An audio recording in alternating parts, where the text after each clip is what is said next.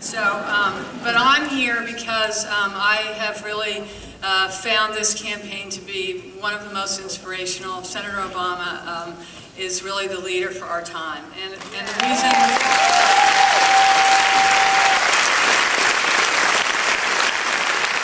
And I think for me it was something extra special because over the years people have told me, often that they wish that they could feel inspired and hopeful about America the way that they did when my father was president.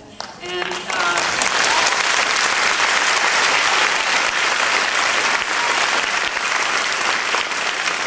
I think this is a moment in time when that sense of longing is even more profound. And aren't we lucky that somebody has come along who really can take this moment and take our history forward to the place that we need to go, and that is Senator Obama.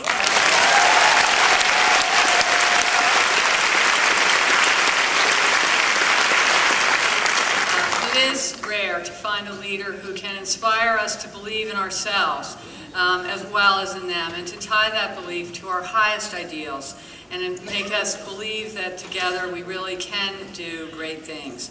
And I think when that kind of leader comes along, it is up to each of us to put aside whatever we are doing, and this group has done that many times over, and help him to fight for all of us. We need a president who will fight to give every child a world-class education. And Barack will do that. We need a president who will fight for civil rights. And he has brought the Bill of Rights alive as a civil rights.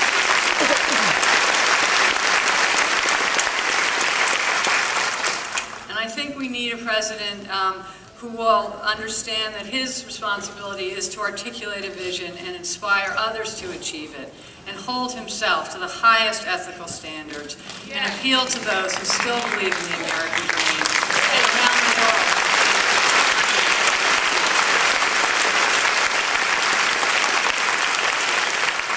I have not gotten involved in politics, except for if it's a member of my family, and there's many of those, so it's not like I've never missed anything. But I've been working in education in New York City for the last 5 years. We have 1.1 million students in New York City schools, and I don't believe that there is a more important issue long-term for the future of our country. It's an economic issue, it's a civil rights issue, it's a national security issue, and it's a moral issue. For all adults, because there isn't anything more important than how we raise our children. And it's a woman's issue because it's still true that most of the work in education is done by women, and it's up to us to set the values and raise our children as much as for anyone else. And I think what I've seen in our schools is that the most important ingredient to turning around a school that's troubled is leadership. And we have brought in new leaders into New York City schools, people who are willing to build, who can build a team of people who create a community, a learning community, who can articulate a vision, who are willing and open to new ideas and willing to be held accountable. And that kind of leadership can turn around a school. That's the kind of leadership we need in our government, and that's the kind of leadership that Barack Obama will provide.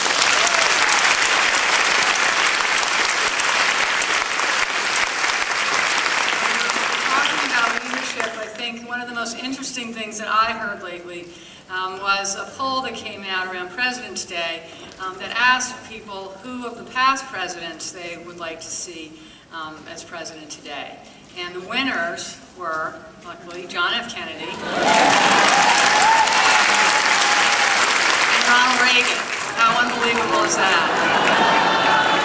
But it really caught my attention because I thought, well, why are those two people who are so different both at the top of this list? And I think it has to do with their ability to inspire, to unite Americans, to believe that this country's best days are yet to come.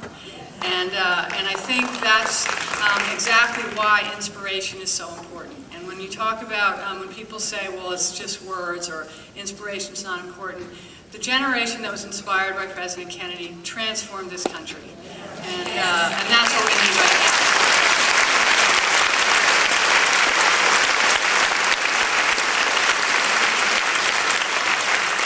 one of my favorite quotations is, "The force of character is cumulative." And I think what that means is every time each of us takes an action that is courageous, that we stand up for what we know is right, that we reach out to people who are different than us and try to learn more about them, that it gives strength to those around us, as well as to ourselves when we look in the mirror or face the next challenge. And so I think those acts of courage and conscience combined really can change the course of history. And I think when inspirational leadership combined with individual acts of courage and conscience, that is the moment in time that we have right now. That is the chance that we have with Barack Obama as president. And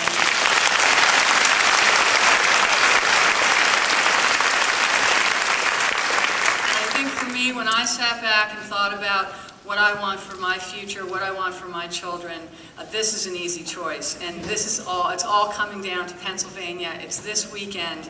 You are here, and you're going to make the difference. And I've grown up being told, and I'm sure many people in this room remember hearing, that if one person in every precinct had voted the other way in 1960, President Kennedy wouldn't have been elected.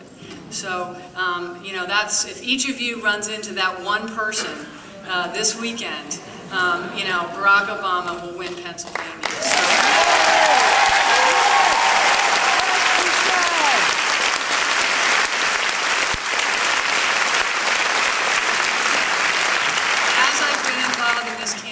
I have thought often of a woman that I met when I was writing my first book on the Bill of Rights. And she and her husband their First Amendment rights were violated, and they never really thought they were the kind of people who would end up in a lawsuit, wanted nothing to do with anything like that. And but I think when she felt that her country wasn't being true to its ideals, she realized how personal America was for her and how she wanted to do everything she could to make sure that we held true to our ideals. And so she took on this battle, and it took 20 years. It cost her life savings, and her husband died during the course of it. And when I asked her if it had been worthwhile, she said to me, "It's up to each of us to create a government that is close to our heart's desire. Because if you don't do it, somebody else will." And I think that's where we are right now. Somebody else has been doing it, and now it's up to us to really take this moment back, take this country back, and create the kind of government that is close to our heart's desire, have the kind of president in Barack Obama that we need so desperately right now. So it's great to be here with all of you, and congratulations on what you're doing, and keep it up. We have 2 more weeks to go, and we're going to make history here in Pennsylvania.